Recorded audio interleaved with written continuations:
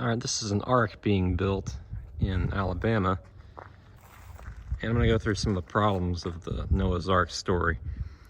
This is a 1/27th scale, so they think this thing was huge.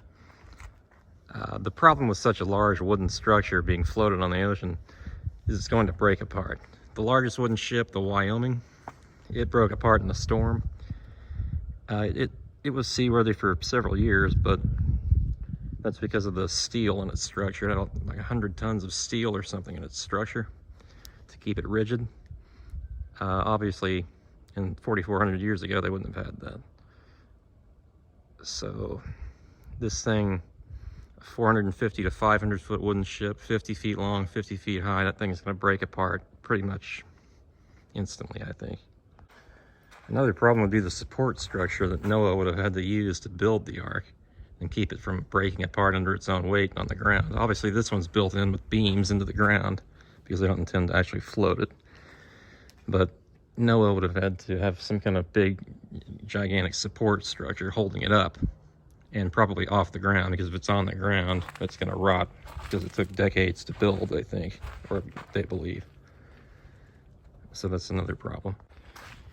You get inside this ark, it's immediately apparent that when they get these side panels on, that's going to be very dark in here. And obviously back then they don't have electricity, so they're using torches and lanterns or whatever they had back then. Obviously they're not going to actually light this, it would be a fire hazard. But the real ark would have had to use torches, it would have to store fuel, so this thing would be a giant tinderbox. This lower floor especially would have some ventilation issues and lighting issues and mold issues, because the animals on the floor, and this goes for every floor, there are 3 floors. If they're peeing and defecating on the floor, it's going to cause all kinds of mold. Over the course of a year, it's going to be uninhabitable in here.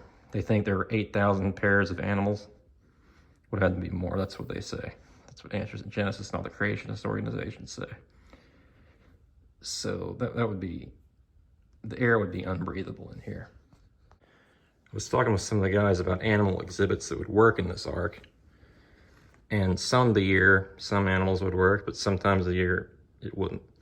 That would go on the ocean for the year this thing supposedly floated. The climate is going to kill half the animals half the year and the other half the next half of the year. It's just, it's not the best environment. Obviously they don't have heating or cooling back then.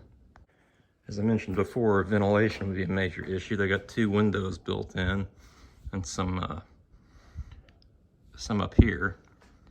But that's, the upper floor would be well ventilated if that's the case, but the lower floors would be pretty stagnant. You get all kinds of respiratory problems with a lot of the animals. A lot of the animals are going to stress because of that and die, and a lot of them wouldn't have made it. This massive structure is only 1/27th the size of the actual thing, or the thing they think actually existed, but probably didn't. It's going to flex and twist on the ocean. These boards are just going to come apart, let water in. It's going to sink in a week. They used to make wooden ships 200-300 feet long for the Great Lakes, but most of those sank over time.